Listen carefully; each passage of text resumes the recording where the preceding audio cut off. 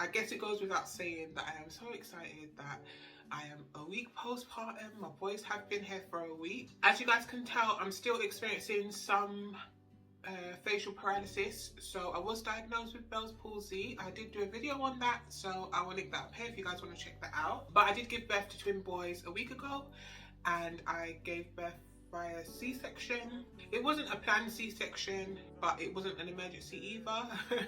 Luckily, so far, it's actually been going quite well. I don't know if that's because I've already had a child, so I definitely feel a bit more relaxed this time with newborns.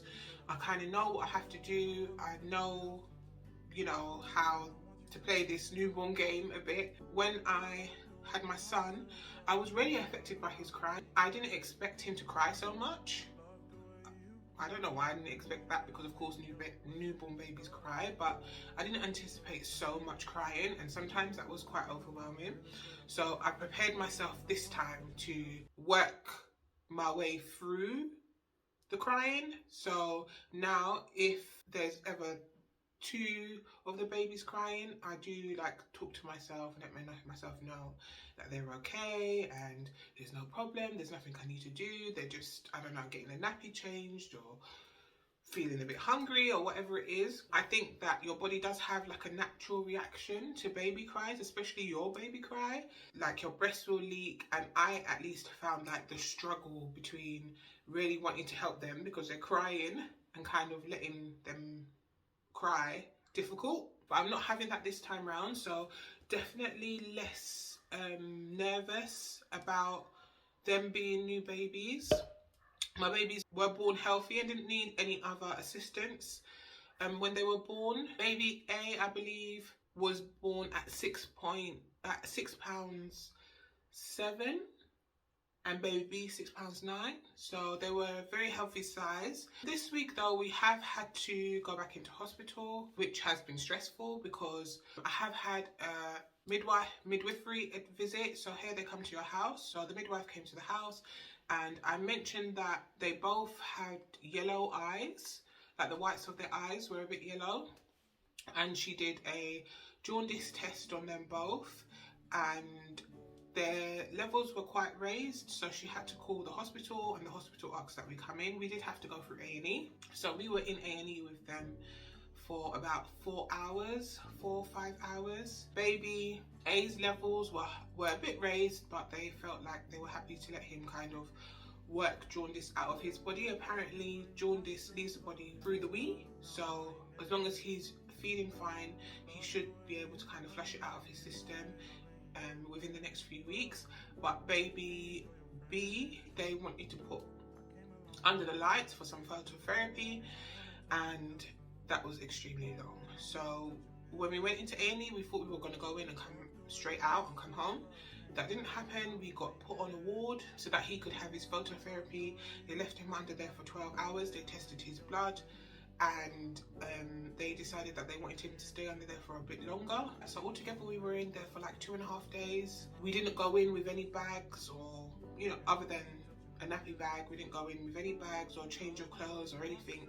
And of course my son is still at home, so we had a lot of logistical things to sort out, and it was really stressful actually. Even seeing my baby with his little mask on and under the lights, I did cry a bit because of course I don't want him to be sick, and it did feel a bit overwhelming having to stay in the hospital without anything. This week has literally felt like a month. We haven't had any visitors, and my brother's come over. Haven't had any visitors because we're basically still trying to adjust to them being here. I did mention in my labour and delivery video that I wasn't having any pain post my C-section. So after my C-section I wasn't experiencing any pain, but since I've been home my pain has been increasing. So I have had a few issues moving around, so I haven't had a chance to like get up and walk. I did also experience quite bad swelling. I don't usually swell, so for me it was bad swelling. I guess from some of the swelling that I've seen, it wasn't the worst that I've seen, but my ankles were definitely swollen. So I did speak to the midwife about that, and she said not to worry about it too much, just to try and keep my feet raised, which can be a bit difficult for me because I'm a bit of a busybody, so I like to move around, especially as I haven't like been able to go for any walks or anything like that, so getting out of the bed and moving around the house really helps me. But I'm hoping that my swelling will subside, because I am trying to stay off my feet. I have been having some help from family, which has been really helpful. We are also trying to try different bedtime styles. So far we've tried shifts. We've also tried just going to bed with them, because somehow they are really good sleepers. They've been spending all of the time sleeping. So we've tried that. It hasn't been too bad, although I do get better quality sleep, of course, when they're not in the room with me, because sleeping with newborns is so it's so nerve-wracking. My nerves are absolutely shot from just constantly checking that they're okay, constantly checking that they're breathing. So I've been driving myself crazy, trying to make sure that they're safe and that they're okay. I am exclusively breastfeeding at the moment. We have given them some milk. I think the second day they came back from hospital and I just had colostrum, we thought that we might try giving them some cow's milk at their 9 o'clock feed. Not cow's milk, baby milk at their 9 o'clock feed, to try and put something a bit more heavy in their stomach so that they'll stay asleep, because at that point, when they had been home for about maybe 2 or 3 days, their sleep was still unsettled. But as soon as my milk came in, it's worked a dream and they have just been sleeping, so we haven't really found the need for the baby milk. We did notice as well that baby B's belly seemed to be a bit tender following that feed, so I have been breastfeeding exclusively. I find it just so much easier to breastfeed though, especially at night, because getting up, fixing the bottles, warming the bottles, all of that kind of stuff, it's just easier to just like roll over and take it out. I didn't have any problems with them latching, thank goodness, or feeding or anything like that. So I do tandem feed sometimes, or I just feed them, you know, one after the other. And at the moment I've kind of dedicated a boob to each child. I don't really like the engorge stage, so of course I did have the stage where my milk first came in, my breasts were really tender and huge. I really don't like that stage, but thankfully that's passed now, so my breasts seem to know how much milk they need now. I have been pumping, and when I do pump I kind of get like 3 ounces maybe from each boob. I was starting to establish a pumping schedule before we went into the hospital, but when we went into the hospital I didn't have my pump with me, so that kind of went out of the window. So I'm starting up again with at least trying to pump 1 or 2 bottles a day, just so that at some point during the day one or both of them can have a bottle. In the next few weeks I'm going to try and do between 2 and 4 bottles a day, because I think I mentioned before that I do want to have some bottles available, but I do also want to freeze some milk. So that's going to be my project plan for, I'm such a busybody, I always need something to do, but yeah, that's like my little project plan for the next upcoming weeks. My milk supply seems to be pretty good. Of course my sleep has been interrupted, but luckily because they're sleeping so much, it has allowed me to have some naps during the day, which I'm really happy about. I haven't been like losing my mind, at least not yet. So my mental health has been pretty good. I haven't been feeling down or anything like that. I know they say day 3 is usually a bit tough, but I haven't been feeling that. I do feel in pretty good spirit. I have finished my course of steroids for my Bell's palsy now, so I'm not taking anything for my face at the moment, just waiting to see if it reacts to the medication. So far it does seem to be getting better, so I'm happy with that progress. In the last couple of weeks I started to get a few more stretch marks. I might change my mind, but at the moment I am again pretty much impressed with the way that my stomach is looking. Once I saw the additional stretch marks, I decided that I'm not going to focus on it. But what I was really hopeful for was that my skin was able to recover. And so far it's looking like the texture of my skin hasn't been too much affected by the stretching. So I'm hoping that continues. My recovery this time from this labour has definitely been slower than it was from my delivery with my son.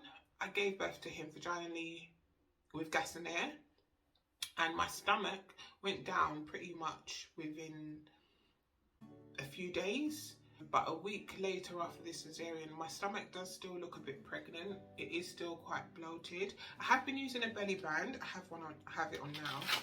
I've been using this thin belly band to hold up my stomach, because I have been finding, now that I'm experiencing pain, that it has been helping with kind of lifting my stomach up so there's not so much pressure on my stitches. I'll put a link in the description to the wrap that I have, but I have a wrap that comes in 3, and I haven't really been able to put the other sections on. I think I'm supposed to wait anyway until day 10, so in the next few weeks I'll be putting on the rest of my bands to kind of try and help my stomach to go down. My uterus, I think, is still retracting. I did have some bleeding, but not as much bleeding as I did with my vaginal delivery, but I still have been wearing pads and disposable knickers. Those disposable knickers, I love them. Like it's so much easier to take your knickers off and put them in the bin. I wasn't able to weigh myself before I went to the hospital, which was on my list of things to do, but I guess in the shock of my waters breaking, I just completely forgot that I was supposed to stand on the scale. So I don't know how much I weighed when I went into labour, but I do know how much I weighed after giving birth, and since then I've lost 15 pounds.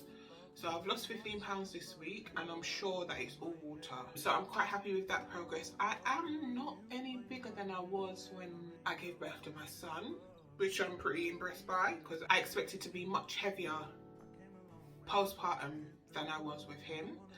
So I'm feeling pretty confident about that and my path to getting back to my pre-pregnancy self.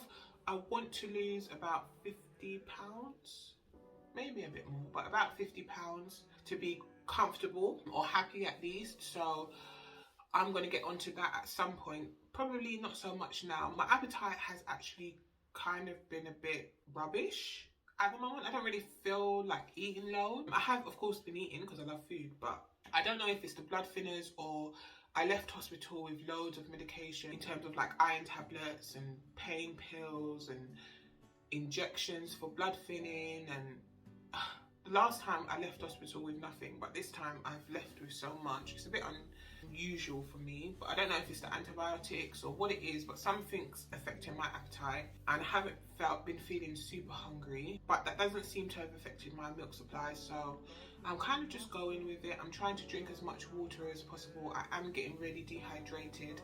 I did leave also with laxatives. I've never had to take laxatives, and I don't really want to take them unless I need to, so I have been trying to drink as much water as I can so that I'm regular, so that I don't have to take them. I was curious about diastasis recti. If I'm not saying that right, I'll put the name here somewhere.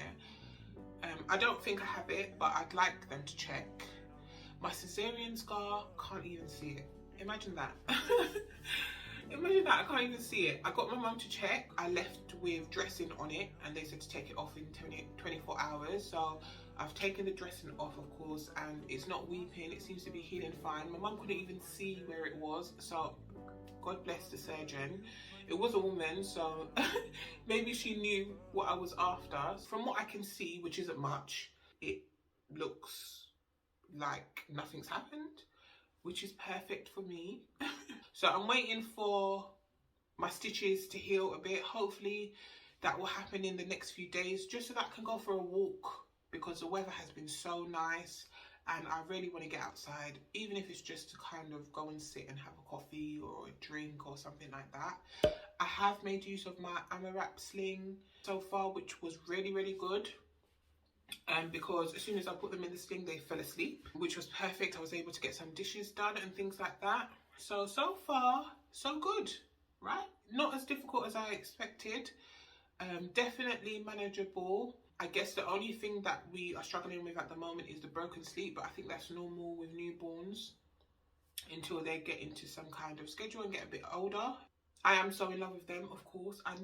Well, I have been forever, so I'm super, super duper in love with them. And my son, we were a bit worried that he might feel a bit left out, you know, not having all of the attention, but he's done really well, and he cannot stop kissing them. And when he kisses one, he makes sure he goes over and kisses the other one. So it's so sweet to see him with his brothers, and I'm so glad that I've been able to give them to each other so they have a bit of company through life. I'm grateful for the season that is of my life that is childbearing, but that was really tough.